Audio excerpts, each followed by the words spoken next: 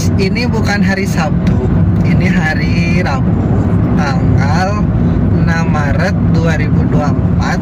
Sekarang jam 15.19. Aku pakaiannya beda guys. Iya betul, aku mau seminar proposal tesis. Yeay, yang ditunggu-tunggu guys. Nanti ini kan hari Rabu nih, nah hari Seninnya itu puasa. Jadi rencananya dari kampusnya itu sebelum puasa itu mau dibereskan dulu untuk seminar gitu. Jadi ntar pas puasa itu nggak ada seminar proposal gitu guys. Yeay, alhamdulillah. Doain ya, mudah-mudahan nanti pas seminar dilancarkan. Pada saat ngomongnya tidak belibet, terus apa yang ada di dalam pikiran, di dalam otak, di dalam mulut dapat tercurah limpahkan kepada dosen penguji dan dosen pembimbing dengan baik.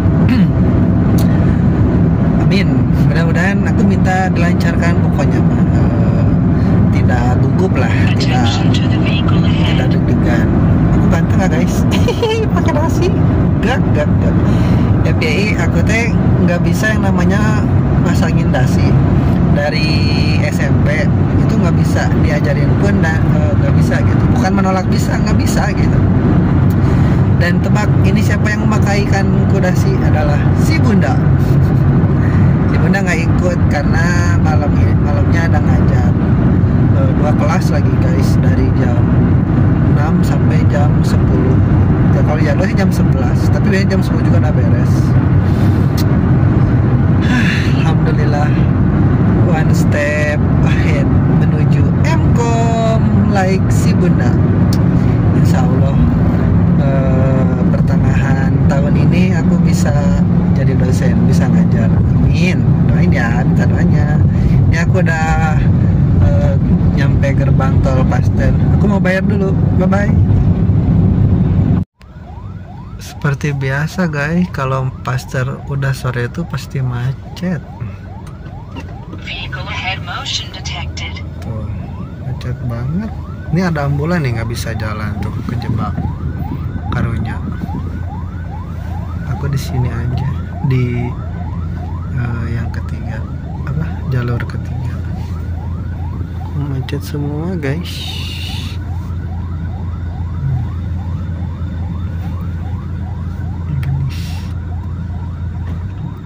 Di sini habis hujan, jalannya basah tuh. Ya, di PWK mah nggak hujan. Baru sampai sini, apa ya? Yang mau ke Dago ini, yang flyover. Ini jalan flyover di atas. Nah itu tes yang suka dipakai pemain skateboard tuh, di bawah pada main mereka. Macet banget tiap perempatan lampu hijau, tiap perempatan lampu merah tuh pasti macet. Oke, aku mau jalan lagi guys.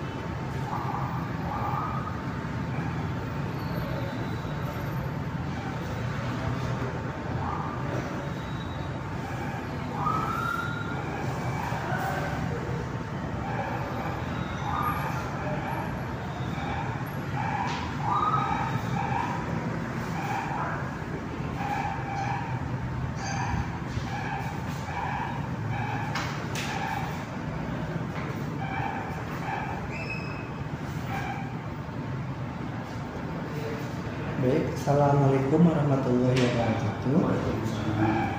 Selamat sore Bapak dosen pembimbing yang terhormat Bapak Dr. Haji Budi Permana SPAK MSK, dan yang terhormat dosen penguji Bapak Dani Setiawan STMT.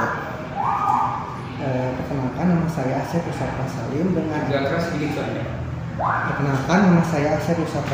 dengan NPM 2022210068. Kali ini saya akan mempresentasikan hasil dari tesis saya dengan judul Analisis Penerimaan dan Kepuasan Sistem Informasi KIP Kuliah menggunakan model PAM dan EWCS. Studi kasusnya ada dua, yaitu di STT Wasukencana Purwakarta dan STIE Utara Purwakarta. Yang melatar belakangi penelitian ini adalah program Indonesia Pintar, termasuk di dalamnya itu ada Kartu Indonesia Pintar atau KIP Kuliah Merdeka, merupakan upaya pemerintah untuk meningkatkan akses pendidikan tinggi bagi mahasiswa dari latar belakang ekonomi yang kurang mampu. Sistem informasi KIP Kuliah merupakan sistem informasi manajemen pendaftaran dan penyaluran bantuan, memfasilitasi proses bagi penerima manfaat dan institusi pendidikan.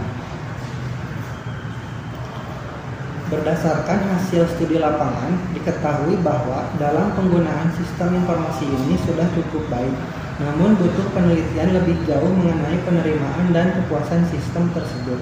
Hal ini dikarenakan pihak institusi butuh analisa yang dapat terukur secara empiris agar dapat meninjau kembali item atau indikator dari referensi para pakar guna mencegah kesalahpahaman dalam penggunaan sistem, serta selaras dengan kebutuhan yang benar-benar dibutuhkan oleh pengguna.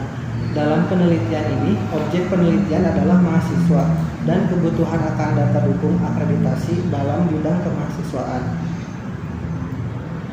Penelitian ini bertujuan untuk menganalisis penerimaan dan kepuasan pengguna sistem informasi KIP Kuliah menggunakan model teknologi acceptance model dan end user computing satisfaction. Institusi pendidikan seperti STT Wasukencana dan STIE Wikara di Purwakarta menjadi fokus penelitian ini. Diharapkan hasilnya dapat memberikan wawasan yang mendalam tentang penggunaan sistem KIP Kuliah dan membantu pengambilan keputusan institusi terkait pengembangan literasi mahasiswa dalam menggunakan sistem tersebut. Adapun rumusan masalah yang diambil dari beberapa hipotesa. Pertama, bagaimana pengaruh perceived ease of use terhadap perceived usefulness pada sistem informasi KIP Kuliah.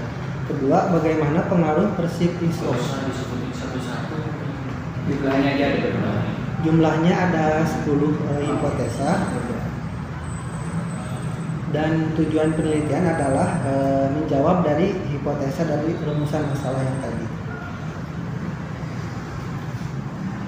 Studi kasus dilakukan di STT Wasukencana Purwakarta dan STIE Wikara Purwakarta. Responden pada penelitian ini adalah mahasiswa atau mahasiswi penerima bantuan KIP Kuliah. Jumlah populasi keseluruhan sebanyak 992 mahasiswa dan sampel yang diuji sebanyak 286 mahasiswa. Model yang digunakan adalah gabungan dari model PAM dan model EWCS. Variabel yang digunakan antara lain perceived ease of use, perceived usefulness, content, akurasi, format, timeliness, attitude toward using, behavioral intention to use, dan actual system use. Uji statistik menggunakan SEM. Jenis penelitian yang dilakukan adalah penelitian kuantitatif, dan teknik pengumpulan data yang dilakukan diantaranya observasi, wawancara, dan kuesioner. Observasi dilakukan di STT Wasukencana Purwakarta dan STIE Wikara Kabupaten Purwakarta. Dilanjutkan dengan wawancara dengan operator perguruan tinggi sebagai PIC, dan langkah selanjutnya yaitu dilakukan penyebaran kuesioner kepada mahasiswa melalui PIC perguruan tinggi yang bersangkutan. Berikut model penelitian dan PAM dan EWCS. Di sini ada 10 hipotesa dan 9 variabel. Pertama, perceived ease of use mempengaruhi perceived usefulness. Hipotesa kedua, perceived ease of use mempengaruhi attitude toward using. Hipotesa ketiga, perceived usefulness mempengaruhi attitude toward using. Hipotesa keempat, konten mempengaruhi attitude toward using. Hipotesa kelima, akurasi mempengaruhi attitude toward using. Format mempengaruhi attitude toward using. Timings mempengaruhi attitude toward using. Attitude toward using mempengaruhi behavioral intention to use. Perceived usefulness mempengaruhi behavioral intention to use, dan behavioral intention to use mempengaruhi actual system use. Populasi yang dianalisa yaitu mahasiswa yang menerima dan menggunakan sistem informasi kuliah DST Wastu Kencana dan STE Wikara sebanyak 992 responden. Rumus yang digunakan adalah rumus Lopin dengan tingkat error sebesar 5%. Hasil perhitungan sampel didapatkan hasil sebesar 286 responden, dan untuk pengujian awal menggunakan jumlah sampel 30 responden terlebih dahulu untuk dilakukan pretest. Berikut adalah gambar atau ilustrasi dari teknik pengambilan sampel.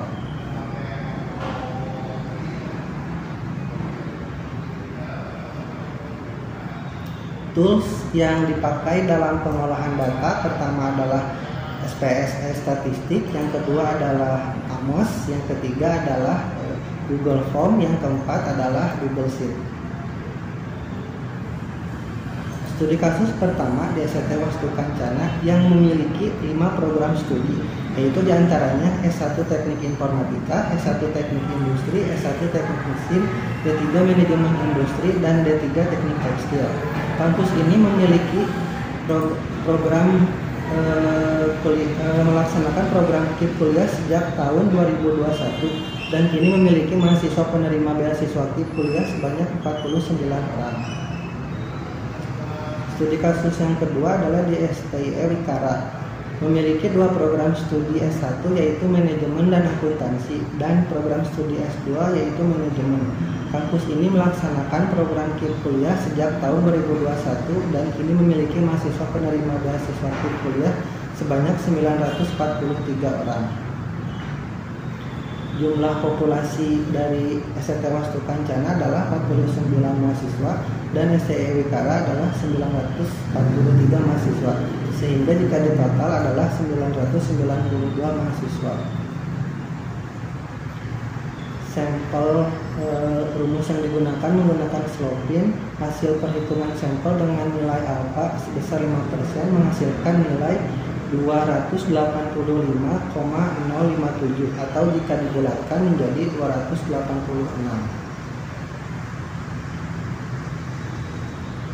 Pada tahap uji validitas ini dilakukan pada 30 responden. Pengujian ini dilakukan untuk menguji valid atau tidaknya butir-butir kuesioner yang disebar kepada responden berdasarkan perbandingan dari nilai R hitung dan R tabel. Dengan jumlah pretest sebanyak 30, maka nilai R tabel adalah degree of freedom dikurangi 2 sama dengan 28, dan hasil R tabel adalah pengujian sebesar 0,361. Jika nilai R hitung lebih besar daripada R tabel, maka data dapat dikatakan valid. Uji reliabilitas. Pada tahap ini dilakukan pretest uji reliabilitas pada 30 responden. Pengujian ini dilakukan untuk menguji konsistensi jawaban dari setiap responden yang menjadi objek penelitian mahasiswa. Pengujian dilakukan dengan membandingkan nilai Cronbach alpha dengan nilai hasil perhitungan. Jika nilai hasil perhitungan lebih besar dari 0,600, maka dapat dikatakan data tersebut reliable. Hasil menunjukkan nilai 0,987 dan nilai tersebut lebih besar dari 0,600, maka data tersebut sudah dikatakan reliable. Kesimpulan, penelitian ini bersifat kuantitatif. Studi kasus penelitian di ST Wastu Kencana dan STE Wikara, jumlah populasi sebanyak 992 responden dan jumlah sampel sebanyak 286 responden. Teknik sampling yang digunakan adalah simple random sampling. hasil pengujian validitas dan reliabilitas sudah memenuhi kriteria yang ditetapkan, sehingga akan dilanjutkan ke tahap pengujian selanjutnya. Terima kasih. Oke. Saya sedikit ya Pak Dan. Ya, saya hanya ingin mengingatkan aja. Pertama, berdua, daftar perusahaan cukup banyak kan, cukup banyak. Itu tolong dicek ulang. Semua yang dikutip di bab 2 itu ada di daftar pustaka. Tapi kalau hanya dibaca dan tidak dikutip di bab 2, jangan ada daftar pustaka. Jadi tolong dicek ulang. Idealnya Anda menulis di bab 2-nya atau bab 2 menulis kutipan itu memakai aplikasi lah, atau memakai minimal review atau menggunakan citation-nya Microsoft Word gitu kan. Atau boleh pakai Zotero atau Mendeley atau apapun, sehingga tidak ada yang terlewat. Dan saya masih melihat memang bab 2-nya itu masih definisi variabel, indikator, dan juga hubungan antar tabel. Hubungan antar tabel mungkin Anda harus mengecek kejumlah-jumlah yang sudah ada, sebaiknya tidak dibatasi gitu dengan minimal 5, lebih banyak lebih baik, tapi yang sesuai di bidang pendidikan. Kemudian definisi itu sebaiknya lebih dari untuk semua ya, dengan Pak Alam juga. Jadi definisi itu kalau bisa lebih dari satu sumber gitu kan, juga indikatornya. Dan ketika dipilih indikator tertentu, berikan alasan kenapa indikator itu yang dipilih dan kenapa yang lain tidak dipilih. Itu sangat penting.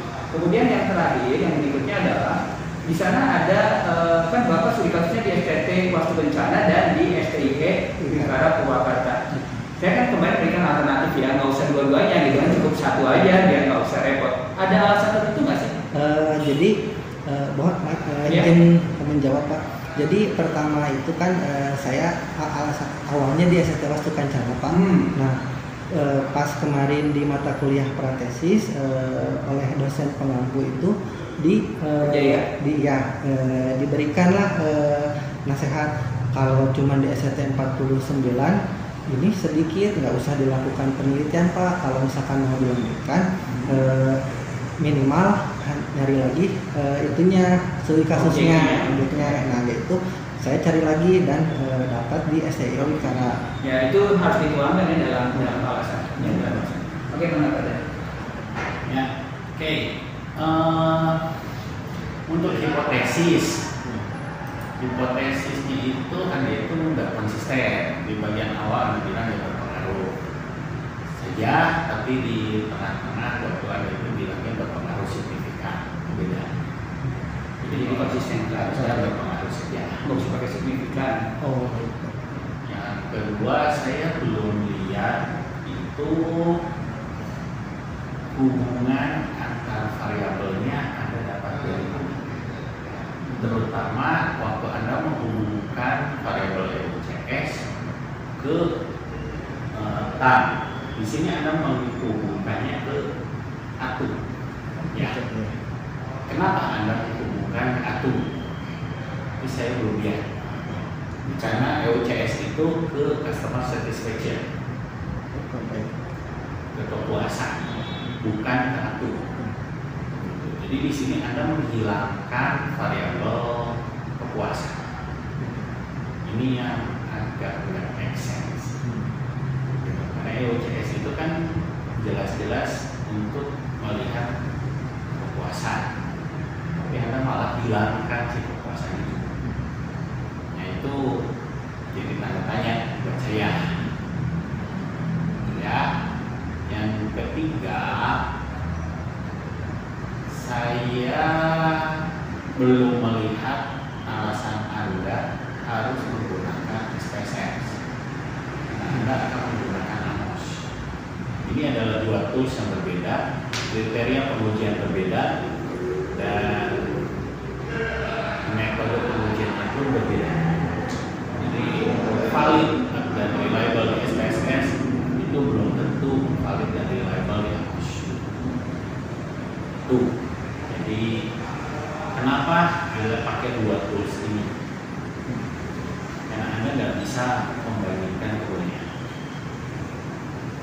Dan juga metode Anda untuk reliabilitas salah. Coba dicek ulang. Jadi harusnya reliabilitas itu untuk mengecek variabel. Harusnya per variabel. Tapi Anda gabungan seluruhnya. Yang Pak Alam benar. jadi per variabel. Terus gini, kalau memang kan nanti rencananya pakai Amos ya. Betul. Nanti juga uji veritas itu pakai Amos ini. Pakai sekalian pakai Amos itu. Bisa juga nanti kemudiannya setelah seluruh data ya. Iya, pakai Amosnya seluruh data. Setelah misalnya saya milih 280-an, dapat 300 misalkan, itu di veritas dan veritas itu pakai Amos.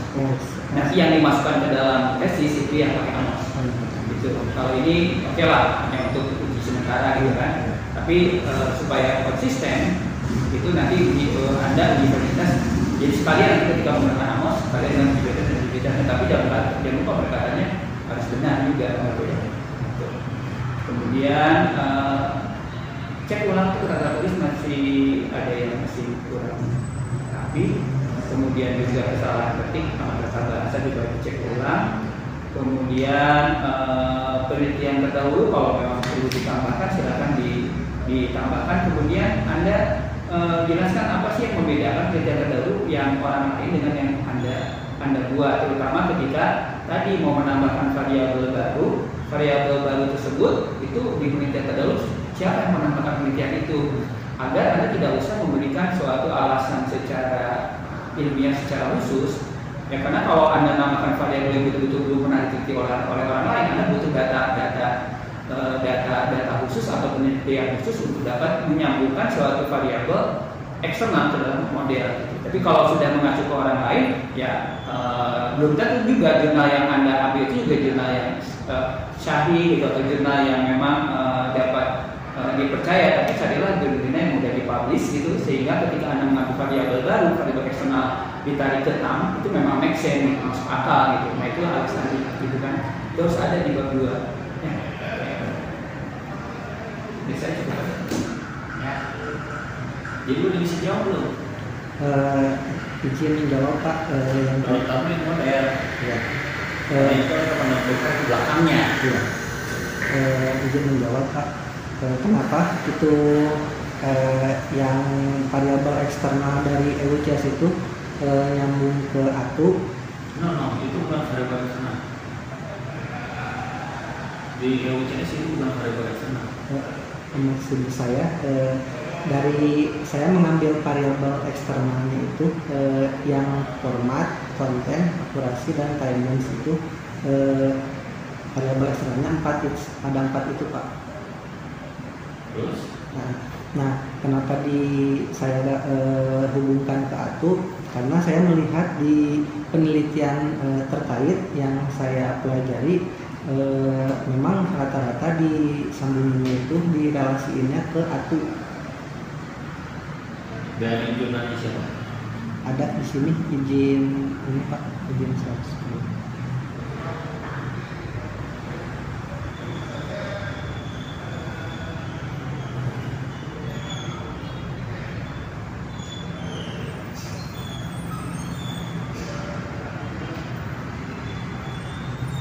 Jurnal Sistem Cerdas yang keluar tahun 2023.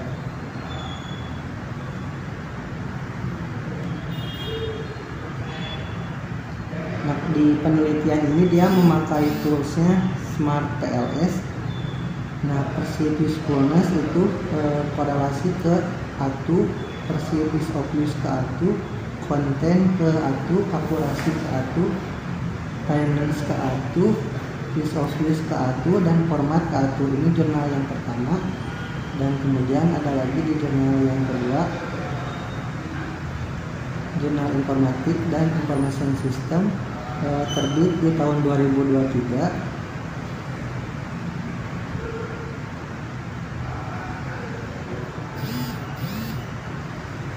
Nah ini perceived usefulness korelasinya ke ATU, perceived use of use ke ATU, konten, akurasi, format, use of use, timeliness ke ATU. Nah, mungkin nanti kalau misalnya mau coba ditambahin lagi jurnalnya ada 3 atau 4 yang terkait ke sana, terutama yang eksternal itu penting, yang eksternal itu dukungan terkait, kemudian juga hasilnya seperti apa. Bisa saja dia menarik, tapi ternyata hasil daripada uji dukungannya ternyata nggak ada yang sesuai gitu kan. Berarti memang dia juga mengira-ngira gitu kan, kayak seperti itu ya badannya. Harus pertama memperkuat jurnal yang pendukung itu, terutama yang eksternal variabel. Yang kedua lihat hasilnya juga. hasilnya. Apakah memang hipotesisnya diterima atau ditolak? Kalau kebanyakan ditolak berarti memang dari awal dia sudah tidak make sense, soalnya hanya mencoba-coba. Itu sih menurut saya. Ya, jadi ini mungkin bisa ditambahin, terutama di bagian yang waktu mau menggabungkan ya di 2.4. Ya. Kemudian di 2.5 itu kan Anda boleh dibilang menjelaskan pengambilan hipotesisnya ya. Betul. Pengambilan hipotesisnya, tapi di sini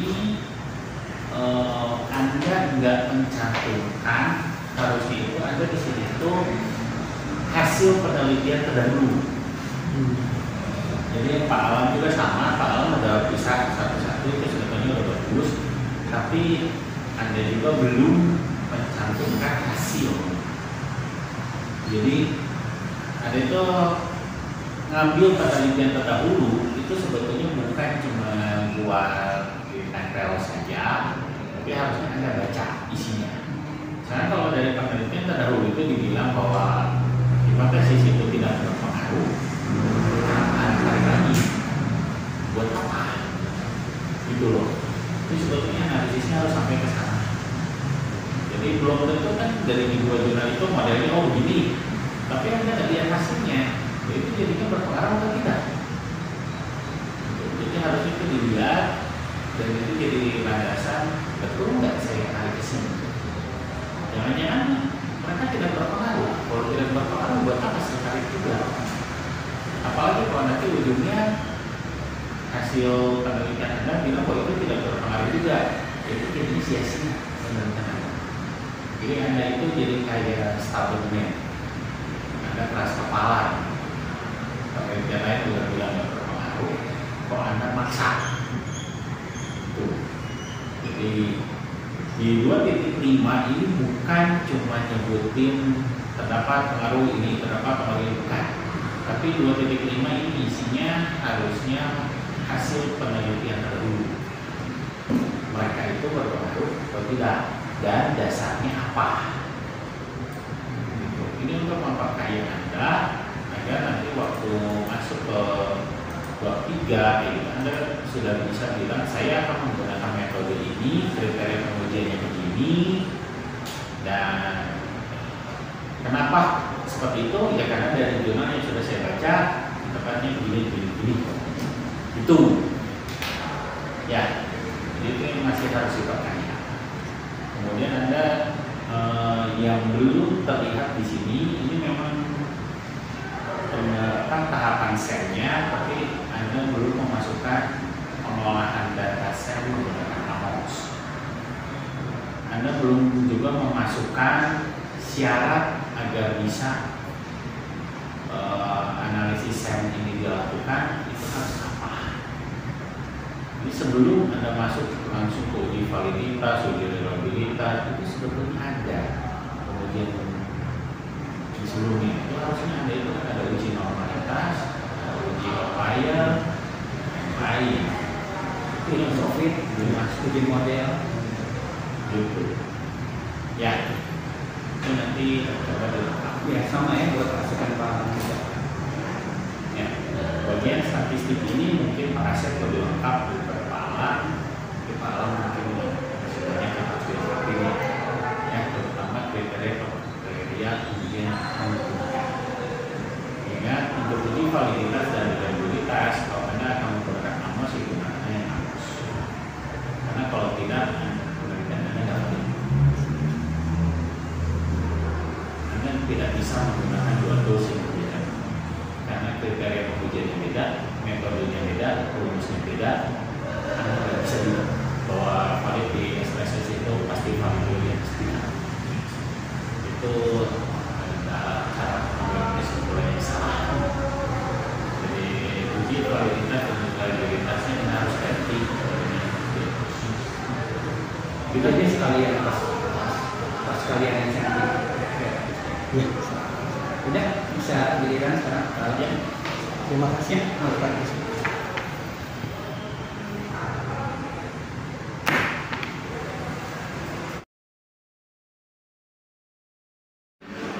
Halo, aku ada sekarang mau pulang. Sukses dong.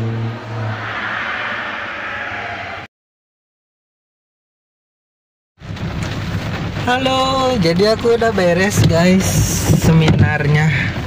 Alhamdulillah sukses. Jadi gini fun fact ya, kan pengujinya itu namanya Pak Dani. Pak Dani itu terbilang yang wow, yang begitulah ya, yang sangar gitu kan. Tapi tadi mah ini gitu apa namanya, biasa aja gitu, tidak terlalu sangar gitu guys. Ya alhamdulillah gitu kan, apa ya aku juga maunya biasa aja sih, nggak terlalu sangar juga gitu ya. Gitu guys. Jadi tadi videonya tadi ada ya, sebelum ini ada videonya. Jadi aku nge-video. Terus aku kenapa bisa nge-video ya, karena seminar proposal gitu dibuka untuk bukan untuk publik ya, dibuka untuk mahasiswa gitu. Jadi mahasiswa yang lain bisa lihat gitu.